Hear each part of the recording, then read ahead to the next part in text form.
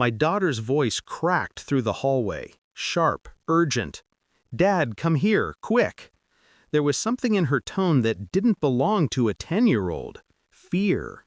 I left the kitchen mid-step, the hum of the fridge still vibrating behind me as I turned the corner into her room. She was standing by her bed, frozen. In her arms was the neighbor's 2-year-old boy, Ethan. His head rested on her shoulder, eyes heavy with the calm only toddlers possess. "Look," she whispered, pointing. I bent down, expecting maybe a rash, a bruise from a fall. But what I saw wasn't that.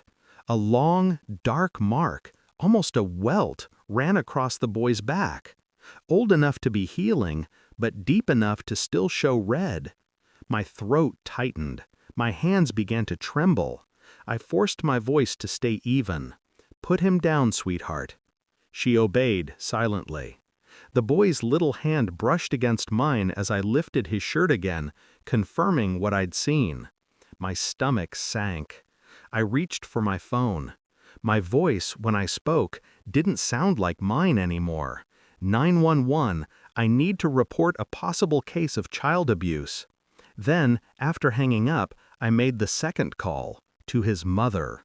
"You need to come home," I said flatly. "Now." Her name was Jenna. She lived 2 doors down, always smiling, always polite. Her husband was out of town most weeks. I'd offered to help once when she was running late for work, and since then I'd occasionally babysit. My daughter loved Ethan. But that mark. As I waited, I paced the living room. Ethan sat on the couch, hugging a stuffed elephant. My daughter traced circles on the rug with her toe, silent. I kept hearing Jenna's voice in my head, soft, charming, practiced. The way she always looked a little too long when she spoke. How she'd texted late at night once, thanking me again for being such a kind man. At the time, I'd ignored it. But now, everything replayed differently. When the knock came, it wasn't the police. It was her. Her face, flushed, confused. "What's going on? You—" "Come in," I interrupted. She stepped inside, glancing from me to Ethan. The second her eyes met the boy's bare back, she froze. Her lips parted. Oh my God! I watched her hands shake, not the hands of an innocent woman. "Who did that?" I asked. She blinked rapidly. I don't know. Maybe a daycare?" The way her eyes darted left told me everything. She wasn't surprised. She was calculating. The officers arrived minutes later. They took photos, asked questions, made notes. Jenna stammered through half answers, then turned to me for help, as if I could rescue her. I didn't. After they left, she lingered on my porch. "Please, don't think—" "I'm not thinking anything," I said. "I just want to know the truth." That night, after putting my daughter to bed, I sat in the dark, scrolling through the messages Jenna had sent over the past few months. Photos of Ethan, smiley faces, random check-ins. Then one message caught my eye. "He's not sleeping again. Same thing as before. Mark showed up again. I can't keep doing this." Sent 2 weeks ago. Deleted soon after. But I had screenshots. I started digging. Found her husband's business profile, then his Facebook, then photos, ones that shouldn't have existed if he was out of town every week. Him and Jenna at dinners, on trips, smiling like a couple with no cracks. And then one picture of Ethan. The boy's father wasn't holding him. Jenna was. The man's smile didn't reach his eyes. I zoomed in on his hand on the boy's shoulder. Tight, possessive. The next morning, I called a friend from the precinct. Quietly, off the record.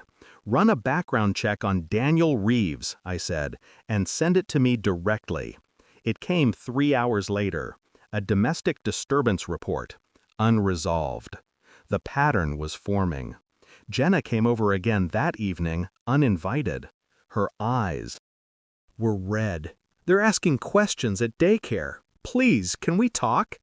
I nodded, gesturing her inside. My daughter was out at a friend's.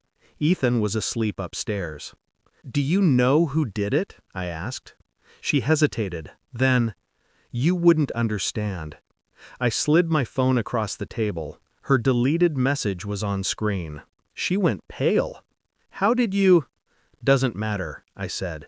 What matters is who you meant by same thing as before. Tears welled. Her lips trembled. It's Daniel, she whispered. He gets angry. I thought it was over. I thought if I... She broke off, sobbing. I watched in silence. No sympathy left, only calculation.